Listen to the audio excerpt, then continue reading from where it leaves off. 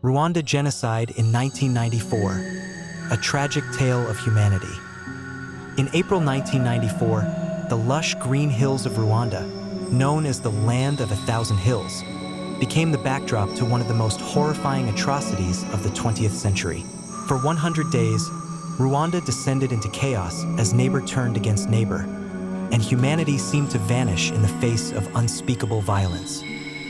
Rwanda's story begins long before the genocide, rooted in its colonial past. The German and later Belgian colonizers introduced the idea of racial hierarchy, dividing the population into two main ethnic groups, the majority Hutu and the minority Tutsi. These classifications, once fluid and largely socioeconomic, became rigid under colonial rule. Tutsis were favored for administrative roles, while Hutus were marginalized, sowing deep resentment. After Rwanda gained independence in 1962, the pendulum swung. The Hutus seized political power, leading to decades of discrimination against the Tutsis. Ethnic tensions simmered beneath the surface, occasionally erupting in violence, but nothing could foreshadow the storm that was to come. By the early 1990s, Rwanda was a country in turmoil. The Tutsi-led Rwandan Patriotic Front, RPF, launched a civil war against the Hutu-dominated government. Peace talks brokered a fragile ceasefire, but distrust ran deep. At the same time, economic hardship exacerbated tensions, with poverty and hunger adding fuel to an already volatile situation. Propaganda played a chilling role. Extremist Hutu leaders used radio broadcasts to spread hate, referring to Tutsis as cockroaches that needed to be exterminated. The seeds of genocide were planted, and the machinery of hate was set into motion. On April 6, 1994, a plane carrying Rwanda's Hutu president, Juvenal Habyarimana, was shot down near Kigali. The assassination served as the spark for the genocide. Though the perpetrators remain unknown, Hutu extremists blamed the RPF and used the incident as a pretext to unleash a campaign of mass slaughter.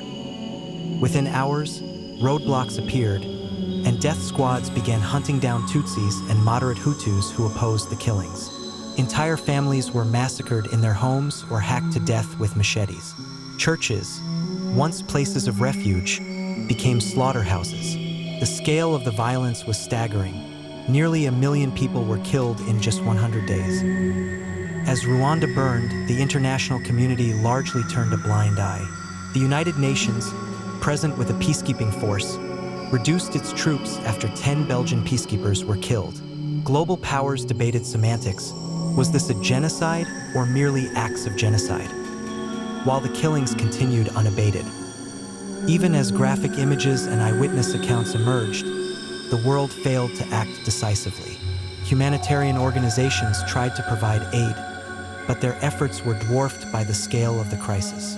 It was a glaring failure of international responsibility.